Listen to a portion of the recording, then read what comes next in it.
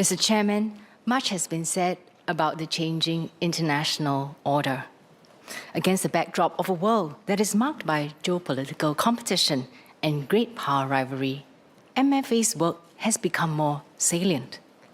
To safeguard Singapore's national interests, we need to expand our international partnerships and support a rules-based multilateral approach towards solving global challenges like climate change. I will talk about how Singapore supports the development of other countries and how MFA provides consular assistance to Singaporeans who need help overseas. At the 2025 S. Rajaratnam lecture, Prime Minister Lawrence Wong set out how Singapore must meet the challenge of an increasingly uncertain world. Rather than retreat, he urged us to reach out, not to build barriers, but to build bridges. We believe in the transformative role of human capital in driving social progress and economic prosperity of a nation. This is Singapore's development story. It is a story that we are happy to share to help others in their development journey. This was why Singapore started the Singapore Cooperation Programme, SCP, in 1992 to enhance the capabilities of developing nations through capacity building and knowledge sharing. And through the SCP, we built bridges that support and connect countries. To a large extent, the SCP is our way of paying it forward after having received assistance from our foreign friends during our early years of independence. Our investment in development partnerships also forms a key part of our strategy to engage with the Global South and create future opportunities for collaboration. Dr. Kenneth Goh asked about strengthening our capacity building platforms. We have revamped MFA's Development Partnerships Directorate to better integrate Singapore's development assistance across government agencies, international organizations, and foundations to deliver the best possible outcomes. We are now better able to mobilize Singapore's full ecosystem, combining policy expertise, industry capabilities, and practical know-how, and expand our focus to new domains such as digital economy and climate resilience. Our development partnerships span across 180 countries and territories. Altogether, we have supported more than 163,000 foreign officials through training and capacity building programs. The ASEAN region is especially important as 60% of the SCP's participants hail from Southeast Asia. Programs such as the Initiative for ASEAN Integration aim to narrow the development gap within ASEAN and enhance regional integration, while we tailor customized bilateral programs for countries' specific development needs. Our capacity building initiatives in Southeast Asia extend to both major cities as well as cities in the provinces such as Batam and East Java in Indonesia, as well as Haiphong and Ho Chi Minh City in Vietnam. One of our key focus is supporting ASEAN's newest member, Timor-Leste, in its capacity building. It is Singapore's interest for Timor-Leste to become a successful and contributing member of ASEAN. In 2025, we launched an enhanced Singapore Timor-Leste ASEAN Readiness Support Package, ESTAS. The ESTAS package helps to familiarize Timorese officials with important aspects of ASEAN, including key ASEAN economic arrangements. For example, MFA organized a 2-day training program last year conducted in Dili by the IC's ASEAN Study Center on key ASEAN issues and ASEAN's work. Timor-Leste Prime Minister Gusmao said during his visit to Singapore last year that Singapore's support has made a real difference and reflected a friendship that was measured in actions, not words. For the African region, our most recent development assistance program, the Singapore-Africa Partnership Leading to Growth and Sustainability Saplings Package, was launched by Prime Minister Lawrence Wong during his bilateral visit to Ethiopia in November 2025. Under Saplings, we welcome African officials to visit Singapore on customized study visits and education programs to learn about our development journey and also to exchange learning points. Dr. Hamid Raza asked about expanding Singapore's networks with middle powers and international organizations. We are working with like-minded partners to pool our strengths in delivering and developing assistance programs to third parties. Such partnerships allow us to amplify our contributions and ensure that our development assistance is relevant, sustainable, and impactful. We have nearly 30 third country training programs today. In Latin America, we are partnering Chile, Brazil, Mexico, Colombia, and Argentina to deliver courses to officials in ASEAN, Latin America, and Caribbean on digitalization, food safety, and disaster risk management. Our regional training centers in Oman, Jordan, and Qatar train officials from Middle East, Asia, and Africa on topics such as public governance and digitalization. Closer to home, we have also refreshed our partnerships with China, Australia, and Korea to conduct courses on topics such as sustainable development and green economy. In addition, we launched a new training program with New Zealand in 2025 for the Pacific Islands on leadership training for the public service.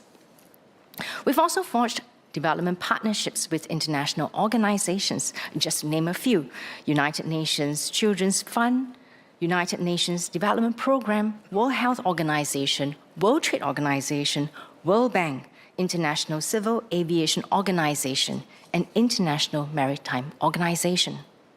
With the International Monetary Fund, IMF, we worked with IMF Singapore Training Institute and IMF Pacific Financial Technical Assistance Center to provide training for senior finance officials from the Pacific Island countries. We also started a collaboration with Google to tap on private sector expertise for our program for AI policy leaders. Collectively, these efforts allow Singapore to play a part in the capacity building needs of developing countries. This is especially salient today when there are fewer global resources available to support development assistance. Our programs and partnerships profile Singapore as a responsible member of the global community and pave the way forward for future collaboration. Mr. Chairman, even as we expand our external partnerships, we remain deeply focused on our core mission, caring for Singaporeans overseas. Ms. Joan Pereira asked about how MFA is strengthening consular service to Singaporeans. Today, more Singaporeans live, work, study, and travel abroad than ever before. In 2025, Singapore residents made a total of 10.6 million overseas trips. Some encounter unfortunate situations while overseas and require consular assistance. The nature of the consular cases handled by our officers has increased in complexity, as geopolitical conflict and natural disasters can sometimes strike without warning. To better equip our teams to handle consular cases, MFA is strengthening our capabilities and systems. We are leveraging on digital tools to serve Singaporeans more efficiently. We have enhanced our e-register system so that Singaporeans traveling overseas can now easily e-register using their SingPass. In 2025, more than 600,000 Singaporeans e-registered with MFA, and this was twice as many of those who e-registered their travel in 2019. We have also enhanced our 24/7 Consular Response Center to provide effective and timely support. The center operates around the clock and keeps a watchful eye on developments worldwide, reaching out to Singaporean travelers during emergencies. Beyond digital tools, human connection is at the core of MFA's consular work. When Singaporeans abroad face distress, it helps to hear a Singaporean voice on the line. Our officers, supported by the 24/7 Consular Response Center, are that first line of support. In January 2025, a tour bus carrying 27 people, including 26 Singaporeans, veered off the road in Lofoten, Norway, due to poor driving conditions caused by inclement weather. 6 Singaporeans were injured, with 3 of them suffering traumatic injuries that required urgent medical treatment. With the help of our Honorary Consulate General in Oslo, our MFA staff, Ms. Estelle Ho, maintained close contact with affected Singaporeans and assisted them in reporting lost passports, obtaining temporary travel documents, and making police reports. Estelle stayed in contact with the Singaporeans in distress until their safe return home. In January 2025, our Beijing mission assisted a family whose non-verbal teenager with special needs went missing in Beijing. The family was also not Mandarin speaking.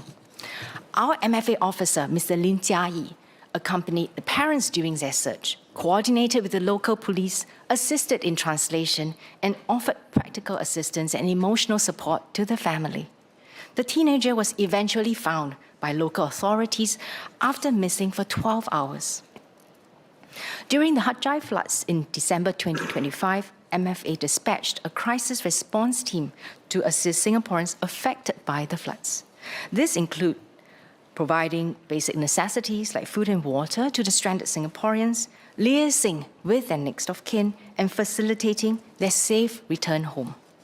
One of our officers helping Singaporeans evacuate to the airport, Mr. Ashley Ashmadi, was also left stranded overnight in central Hat Yai when his hired driver refused to return to the airport due to the floods. He and the Singaporean whom he was assisting both ended up finding temporary shelter until they could both safely evacuate the following day. So when Ashley said that he understood what Singaporeans were experiencing, he truly meant it. Apart from our overseas missions, we have honorary consuls general or honorary consuls in 30 countries, which extend the reach of our consular assistance. However, in countries where we do not have resident embassies or HCGs, cooperation with our close partners is key. Ms. Rachel Ong asked about the importance of developing partnerships with other countries to provide consular assistance. Amongst ASEAN member states, there are standing guidelines on consular assistance where ASEAN missions render consular assistance to ASEAN nationals who do not have a resident mission in the country. Beyond this, we also partner other friendly countries on the consular front. For example, MFA facilitated the evacuation of 11 Singaporeans from Iran during the 12-day war between Iran and Israel in June last year.